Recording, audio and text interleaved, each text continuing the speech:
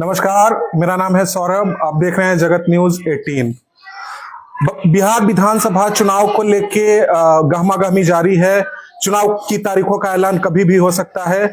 इसी क्रम में मैं मौजूद हूं वारसलीगंज विधानसभा में, जहां मेरे साथ वारसलीगंज विधानसभा की जो विधायिका है अरुणा देवी, उनके पति हमारे साथ बातचीत करने के लिए अखिलेश सिंह जी हैं। आइए उनसे खास बातचीत करते हैं चुनाव के बारे में। सर, सबसे पहले आपका स्वागत है हमारे चैनल। चलिए, आपको भी और आपके चैनल के माध्यम से जितने आपके दर्शक लोग हैं उनको भी मेरा बड़े को प्रणाम, छोटे को शुभकामना, शुभ प्यार। अब मेरा पहला सवाल सर आपसे रहेगा, एक नाम जो 90 के दशक में अखिलेश सिंह था, वो अखिलेश सरदार कैसे बन गया? 90 के दशक में मेरा नाम अखिलेश सिंह नहीं था जी। 90 के दशक में मेरा नाम अखिलेश सिंह था। उस वक्त सरदार नहीं था। उस वक्त हम विद्यार्थी थे। 89 और 90 का एक जो आप दशक कर रहे हैं, उस वक्त मैं इंटर कर रहा था जी। उस वक्त मैं शिक्षा लाइन, पढ़ाई लाइन में था। उस वक्त मैं सरदार टाइटल उस वक्त नहीं लगा था। ये मेरा लगा 95-96 के बाद, 90 के दशक का नहीं, 2005 जब आधा दशक 90 से 2000 का जो दशक 10 साल का वर्ष था, उसके 5 वर्ष के बाद जब 90 में लालू जी की सरकार जब आई अस्तित्व में, उसके बाद सिंह से सरदार का टाइटल लगा। कैसे देखते हैं अपने अब तक के सफर को? सफर देखिए, हम अपने सफर को देखते हैं क्योंकि हम जो हैं, जब क्योंकि हम लोग ने राजनीतिक खानदान हम लोगों का था, जिसका जो हम लोगों को विरासत में हम लोग जीते हैं। आने बहुत बड़े हम जमींदार खानदान से बिलोंग करते हैं। लेकिन 90 का दशक का जो दौर था, जो परिस्थितियां बना, और उस परिस्थितियों में जब हम संघर्ष किए, तो संघर्ष का परिणाम आया कि जनता जो कहे आप सिंह से सरदार, तो जनता जो है सो उस वक्त इतना लार प्यार स्नेह दिया और वही सिंह से सरदार टाइटल मिला। और आज जो कुछ है संघर्ष का परिणाम ही है जो कि अरुणा देवी 2000 दशक से आज तक राजनीति में 2025 तक बनी हुई है जी। और हमें लगता है कि आने वाले समय में भी बनी रहेगी। लोगों का प्यार है, वही संघर्ष का नतीजा है। आपने अपनी मैडम का नाम लिया। आपने बताया कि वो राजनीति में है।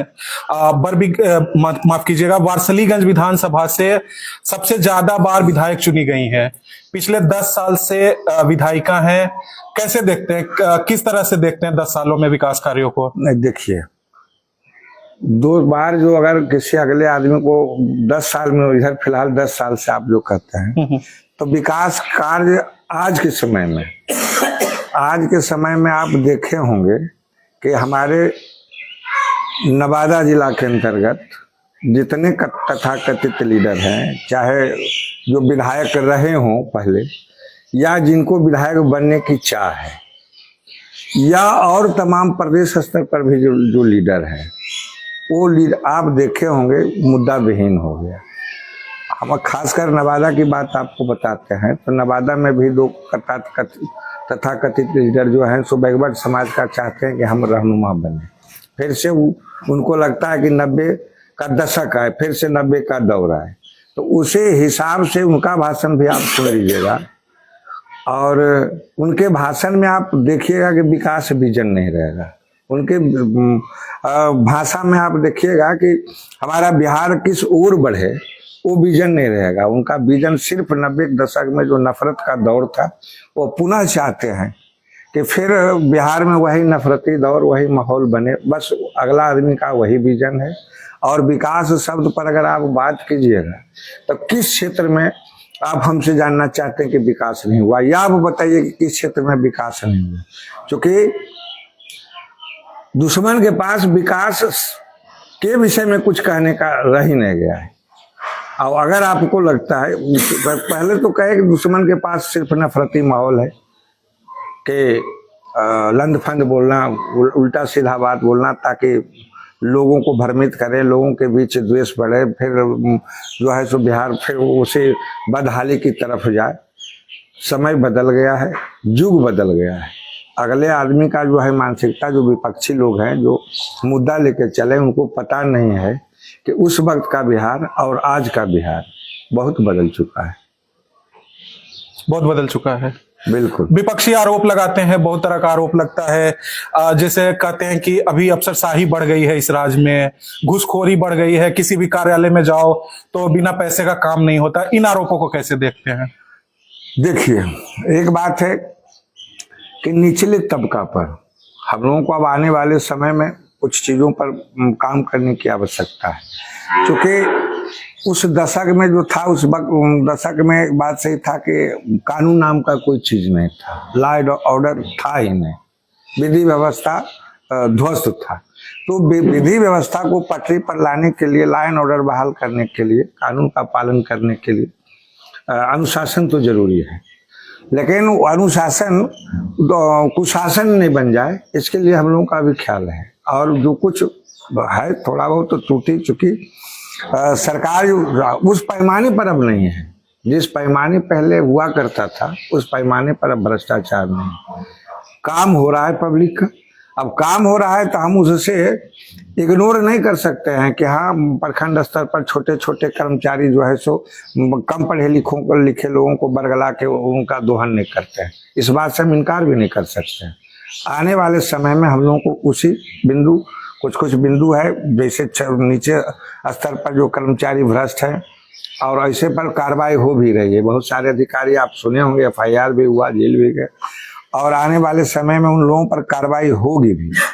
हम लोग मोटा मोटी जो इंफ्रास्ट्रक्चर था, जो ध्वस्त था, यहाँ का सब व्यवस्था, विधि व्यवस्था बना है, और उसी में अब आगे बढ़ने की जरूरत है। जैसे स्वास्थ्य हो गया, शिक्षा हो गया, रोजगार हो गया, और जो आप कर रहे हैं कि जो नीचे तबका में जो भ्रष्टाचार व्याप्त है, इन्हीं 3-4 मुद्दों पर हम लोगों को अब आगे समय में काम करने की आवश्यकता है। एक नए नेता आए हैं, नई पार्टी आई है जनसुराज, रोज दिन कोई ना कोई खुलासा कर रहे हैं। आपके सरकार के बड़े बड़े मंत्री जो हैं, अशोक चौधरी, सम्राट चौधरी, इन पे काफी संगीन आरोप लगा रहे हैं भ्रष्टाचार के। इन सब आरोपों को किस तरह से देखते हैं? देखिए, हमारे दल के नेता हैं सम्राट चौधरी, तो सम्राट चौधरी पर भ्रष्टाचार का आरोप नहीं लगा रहे हैं। आप बता दीजिए कि कहीं उन पर आरोप गबन का आरोप लगा है, घूसखोरी का आरोप लगा है। उन पर आरोप वो अपराध का लगा रहे हैं, उन पर आरोप उनके सर्टिफिकेट का लगा रहे हैं, उन पर गबन का आरोप नहीं लगा रहे हैं कि 100-200 करोड़ 500 करोड़ रुपया घोटाला कर गया। ऐसा आरोप हमारे नेता पर नहीं है। जो हमारे डिप्टी CM सम्राट चौधरी जो भाजपा के नेता हैं, उन पर इस तरह का आरोप इस तरह का आरोप नहीं है। उन पर आरोप है उम्र का हेरा फेरी का लगा रहे हैं, उन पर आरोप केस मुकदमा का लगा रहे हैं। भ्रष्टाचार, ये आप जो कहेंगे कि लूट खसोट घोटाला, इस सब का आरोप नहीं है। और जहां तक अशोक चौधरी पर लगा रहे हैं, तो अशोक चौधरी पर भी तो वो अपना बयान है, वो अपना स्टैंड क्लियर कर। और ऐसा हम नहीं कर सकते हैं कि हमारा पार्टी जो है, हमारे चूंकि पार्टी बहुत बड़ी पार्टी है और हमारे पार्टी में भ्रष्ट लोग नहीं होंगे, इस बात से इनकार नहीं कर सकते हैं। लेकिन जब तक वो नेपथ्य के पीछे हैं और संज्ञान में आएगा, तो हमारी पार्टी किसी को बकसने वाली नहीं है। इसमें परिवारवादी और भ्रष्टवादी का जगह नहीं है। जी, एक मुद्दा जो देश में चल रहा है पिछले कुछ समय से, वोट चोर गद्दी छोड़। राहुल गांधी देश के बड़े नेता हैं, आपके विधानसभा से भी आए, इसी तरफ से रूट था उनका। वोट चोर गद्दी छोड़, इस नारे पे क्या कहते हैं? वोट चोरी हो रही है देश में। हम लोग ऐसे लोगों को कहते हैं, वैसे नाम है वो गांव घर में देहात में हम लोग रखते हैं, व्याकुल भारत। समझ गए ना? चूंकि वो अपना संस्कार पहले खो चुके, वह खानदान को विरासत, वह खानदान को, हिंदुस्तान जब आज़ाद हुआ तो आज़ादी में उस पूरे हिंदुस्तान के लोग उस परिवार को हाथों हाथ लिया, और एक परिवार बहुत लंबे अरसे तक हिंदुस्तान पर राज किया। लेकिन हिंदुस्तान के संस्कृति पर उन्होंने हमेशा चूट किया। संस्कृति कहने का मतलब, नेहरू कुछ है तो उनका दामाद कुछ है, तो उनका पोता कुछ है, तो उनकी पोती कुछ है, तो दामाद पोता कुछ है, तो पुतहू कुछ है। और वही कल्चर बिहार में आया है। अभी हमारे एक भाई साहब कह रहे थे, वही कल्चर बिहार में आया है कि एक तरफ कहते हैं कि हम यादव के मसीहा हैं, और एक तरफ दरोगा राय जो पहले के मुख्यमंत्री थे बिहार के और जाने माने प्रतिष्ठित यादव समाज के प्रतिष्ठित व्यक्ति थे, उनकी बच्ची को, उनकी पोती को उस घर में सम्मान नहीं मिला। पूरा परिवार उसको बेइज्जत करके घर से बाहर निकाल दिया, पूरा परिवार उसको गाली देने का काम किया। और दूसरे समुदाय से दूसरे, क्योंकि हम लोगों का संस्कृति, हम लोगों का जो कल्चर है, एक क्या कहते हैं संगठनिक ढांचा जो हम लोगों का जो है, एक जो संस्कृति है, हमारी संस्कृति है, सब अपने अपने सांस्कृतिक ढांचा के अंदर हम लोग सब बंधे हुए हैं। उस ढांचा को तोड़कर पहले तो कुसंस्कार कहिए कि अच्छे घर घराना के व्यक्ति को घर से बेइज्जत कर देना और कहीं से उठा के लाके गैर संस्कार के घर में पनाह देना, यही संस्कार है जो नेहरू खानदान ने किया। वही इस परिवार या वही नेहरू खानदान भी आज सत्ता से बेदखल है। यह भी परिवारवादी और भ्रष्टाचारी खानदान सदा सत्ता से बेदखल रहेगा। न इसके पास संस्कार है, न इसके पास संस्कृति है, और न इसके इन लोगों के पास किसी प्रकार का विजन है। सिर्फ बिहार, उनके विधायक द्वारा आप सुने होंगे, बिहार विधानसभा में कहा गया कि विधानसभा किसी बाप का है, तो विधानसभा जो है सो जनता की बाप का है।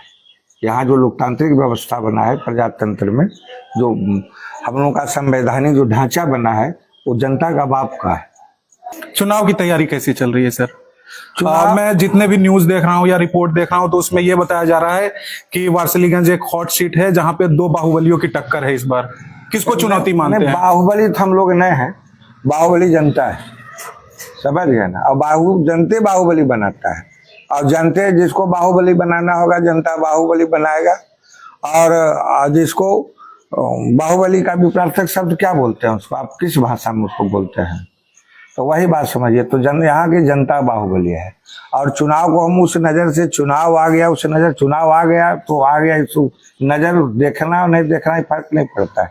हम चुनाव को एक ही नज़र से देखते हैं कि जिस प्रकार बच्चा स्कूल में साल भर मेहनत करने के बाद वार्षिक परीक्षा देता है, उसी प्रकार अगर ये हम लोगों को 5 साल में अगर ये लोकतंत्र यह जो त्यौहार आता है, ऐसे त्यौहार में जो हम लोगों का 5 साल के द्वारा जो किया गया कार्य और लोगों के बीच हमारी जो उपस्थिति, लोगों के विश्वास पर खड़ा उतरना, इसकी परीक्षा है। ये अब हम लोगों का समय नहीं है, अब ये जनता का समय है।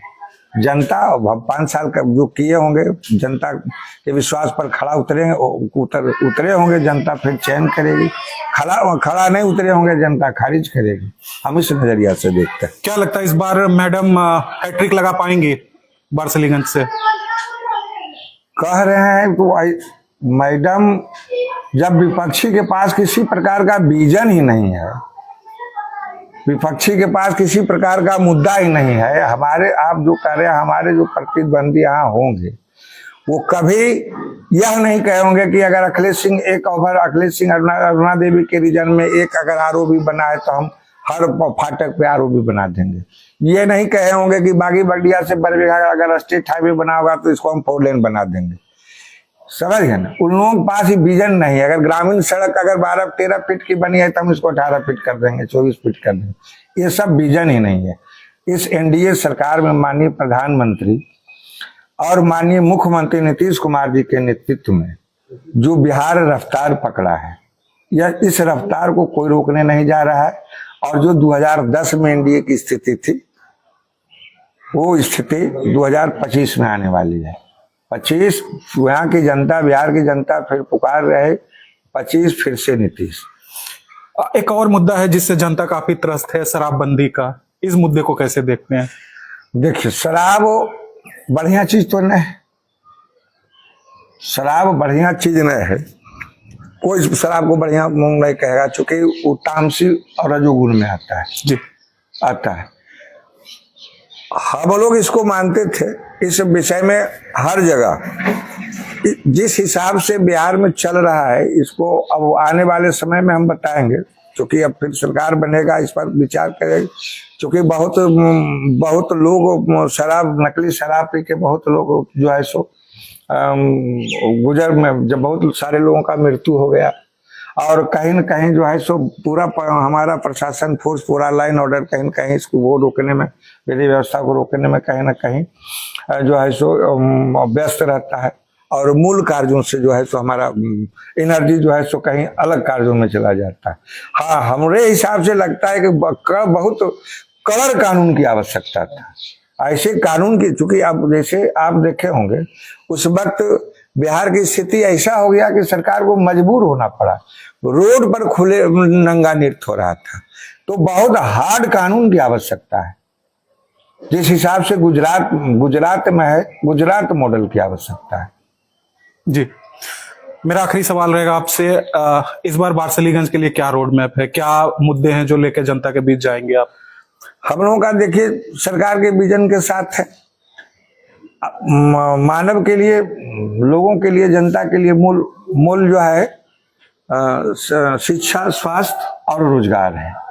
तो शिक्षा के क्षेत्र में पहले हम लोग के पिताजी के समय में या तो उधर बादी में हाई स्कूल था, वहां पढ़ने जाते थे, नहीं तो इधर पहले उस सबसे आगे भी बीके साहू जाते थे, उसके बाद इधर चकवा हाई स्कूल बना। अब ऐसा स्थिति है कि हर पंचायत में +2 की व्यवस्था है। आने वाले समय में मेरा रोड मैप रहेगा कि शिक्षा के क्षेत्र में हर प्रखंड में PG की पढ़ाई है, और स्वास्थ्य के क्षेत्र में हर प्रखंड लेवल पर जो स्वास्थ्य जो केंद्र है, जो हॉस्पिटल हम लोगों का PSC है, उसमें बिल्डिंग बन ही चुका है। जो बुनियादी सुविधा होता है पहले दौर का, बहुत गंभीर बीमारी के लिए लोग दिल्ली, बम्बई, पटना जाए, लेकिन जिस कार्य के लिए अभी नवादा, पटना जाना पड़ता है, ये सब व्यवस्था प्रखंड स्तर के जो स्वास्थ्य केंद्र है उन पर सारी व्यवस्था हो, स्वास्थ्य की दिशा में। और रोजगार की दिशा में भी लगता है कि कहीं कहीं, जैसे अभी पहल से हम लोग के यहाँ अडानी आया, चीनी मिल को बोलते थे कि चीनी मिल, और चीनी मिल खाया कम। चीनी मिल हम लोगों का 93, 94, 95 में बंद हुआ, जब लालू यादव की सरकार आई तो जितना चीनी मिल था लगभग चीनी मिल को ध्वस्त कर दिया, और ध्वस्त कर दिया तो जैसे रोजगार के क्षेत्र में अब अडानी आया है, तो अभी हमारे बारसलीगंज का जो है सो थोड़ा रौनक बढ़ गया है। आप जाके देखिए, इंडस्ट्रियल एरिया है, आप बरौनी, बेगूसराय जाके देखिए क्या उन लोगों का अब किस तरह से भौगोलिक स्थिति बदल गया है। तो लगता है कि शांति, लाइन ऑर्डर कहने का मतलब व्यवस्था अगर बिहार में कायम रहेगा तो यहाँ इंडस्ट्रियल एरिया भी बनेगा और रोजगार का अवसर प्रदान हो, अब युवा के लिए रोजगार का अवसर मिलेगा। जनता से कुछ अपील करना चाहेंगे, खास करके युवाओं से? युवाओं से मेरा अपील है कि चूंकि यह जो समय, यह जो चुनाव होने जा रहा है, यह चुनाव बुजुर्गों का चुनाव नहीं है। चूंकि बुजुर्ग जो लोग हैं देखे हैं, वो कांग्रेस की सरकार भी देखे हैं और लालू यादव के 15 वर्षों का शासन भी देखा है, और जो हम लोग मिडिल में है, हम लालू यादव का भी सरकार देखे हैं और नीतीश जी की भी सरकार देखे हैं। तो जो अभी का युवा है, उसको जो 15 साल का शासन नहीं देखा है, वो आने वाले समय जो अभी जिस तरह से बिहार के अंदर हिड्रेंस पैदा किया जा रहा है, जिस प्रकार से किसी खास दल के लोग जो कहते हैं कि हम कलम से नहीं, हम विकास के रास्ते से नहीं, हम लाठी चला के कुर्सी पर बैठा देंगे, इस चीज को खास करके आने वाले युवा को समझना है। क्योंकि युवा को आने वाले समय में उसको कलम कागज की आवश्यकता है, कलम किताब की आवश्यकता है, लाठी में तेल पिलाने की आवश्यकता नहीं है। तो युवा से कहेंगे कि यह तुम्हारा भविष्य खराब नहीं हो, इसलिए सोच समझकर एक बार फिर से NDA की सरकार बनाने के लिए प्रयत्न रहे। तो ये हमारे साथ बारसलीगंज विधानसभा के जो विधायिका हैं अरुणा देवी, उनके पति थे। इन्होंने बताया कि इस बार जंगल राज में ही NDA का विकास चलेगा। युवाओं से इन्होंने खास करके अपील की है कि इस बार NDA की सरकार बनाइए। आप देख रहे हैं जगत न्यूज 18, मैं हूं सौरभ, आपका धन्यवाद।